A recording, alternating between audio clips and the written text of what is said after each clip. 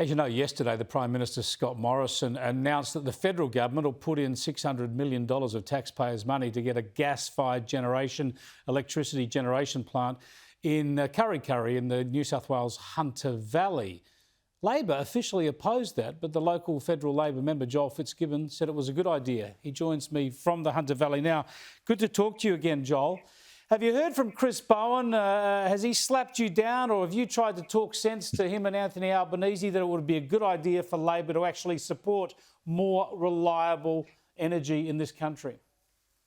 Can I first say, Chris, that last week, on 3 occasions, you were almost without power at home in Sydney, but something saved you, and that thing is called Tomago Aluminium. The regulator asked them to shut down for a number of hours because we weren't producing enough electricity to feed the grid. And of course, Tomago agreed to do that. But on one occasion, they were only 1 hour short of facing catastrophe. You can only shut the place down for so long, Chris, before your product solidifies. And that would be a disaster for that plant and the 1,000 people who live there. That gave us a bit of a preview, Chris, into what will happen when Liddell shuts down. What happened last week is Liddell, 50 years old, started running into maintenance problems. She ran out of puff. One of her generators went down, and the rest is history. So we're losing 2,000 megawatts out of Liddell in 2023. And if we don't fill that space before that happens, then what happened last week will grow much worse. Look, we won't only have blackouts, we'll have higher energy prices, there's we'll no have doubt lower about reliability. That. So there's no doubt about that, and I agree with you wholeheartedly. On this program, we focus on those issues a lot. And I also agree that governments, state and federal, Liberal and Labor, are to blame for these policies, that ideally you wouldn't need government money to back a gas-fired generator, but because of the situation we're in, you've got to do it. So let's accept all of that.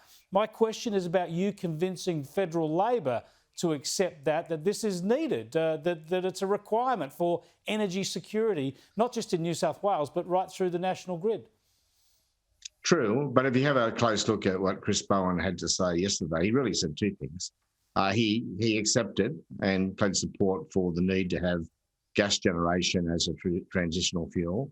But then, of course, he challenged the economic viability and the credentials of this particular proposal. Now, I think it was reasonable for a shadow minister to seek to reassure himself that taxpayers were going to get good value for their $600 million. But I'd already done that homework, Chris. I've done that homework long ago. Yeah, so he's wrong. When will you get him and the rest of your federal Labor colleagues to admit that they're wrong and back this project? Give me time, Chris. Good on you. Good on you. Now, tell me about this, though. What are you going to do then? Give you time what? Did you expect them to actually announce some sort of shadow cabinet position on this to change their view? Well, of course, what people haven't quite come to comprehend here yet, Chris, is that we have a significant market failure brought on by government inaction. Look, I'm a devotee of the market too, and I ask myself, is there justification for government intervention? Is there market failure? And in this case, there is. And it's one created by the government by playing politics with energy policy since AGL first made its announcement all those years ago that it would close Liddell. Now, if the government had put in a decent policy response, then investors might have come forward and invested in a peaking station themselves. AGL, you'll recall, was looking at one at Tomago, and I still even hope that might not be completely to rest. But because the market was spooked by the politics being played by the government in particular, then they got jittery and walked away. And Scott Morrison had no choice, therefore, to move himself using taxpayers' money to fill what will be a very, very significant capacity gap in 2023. So I think when people come to understand why it's been necessary, some minds will be changed. And this is a forced debate about whether the gap is 300 megawatts or 600 megawatts. If you're going to invest taxpayers' money in a generator, Chris, it's a bit like either overcapitalising or undercapitalising on your home. You build it to the capacity which is going to provide the greatest return for the taxpayer. And Surrey Hydro have determined that at 600 megawatts or thereabout, they'll make a very good return on the taxpayer investment. Yeah, it makes enormous sense. Sad that it's necessary, but it makes enormous sense. Now, I want to get to the by-election this weekend in the state election up there. First up, let's show you what John Barilaro, the Deputy Premier of New South Wales and Nationals leader, had to say today about Malcolm Turnbull. Come out and announce that you've resigned from the Liberal Party. If you're not going to support the party, you're not going to support a coalition government, you're not going to support what I believe the best Premier in the country in Gladys Berejiklian. If the Liberal Party don't want to sack him, well, be honourable and resign. It's a pretty weird by-election when a Nationals leader and the Deputy Premier of a coalition government bagging a former Liberal Prime Minister probably works well for him in the electorate. Chris, we live in a pretty weird world. You were just having a conversation about putting barriers on our state borders.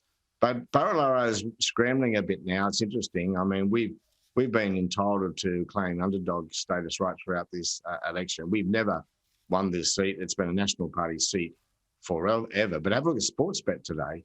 The Labor's come into $3.50. It started, I think, at $9, or it might have been even in double digits at the beginning of the campaign. I think people underestimated how good a candidate we have. How people know him and how much they like him. Now, we're still the underdogs, but with 13 in the field, anything can happen. And sorry to cut you off, but I do want to get one quick question into you before I let you go.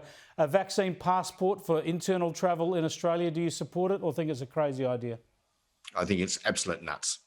And our founding fathers would be rolling in their graves. Couldn't agree more. Thanks for joining us, Joel. A pleasure, Chris. Joel Fitzgibbon there, the member for Patterson in the Hunter Valley. He's against a vaccine passport for this country. So we'll see how Craig Kelly's private members bill goes when he gets it up in Parliament.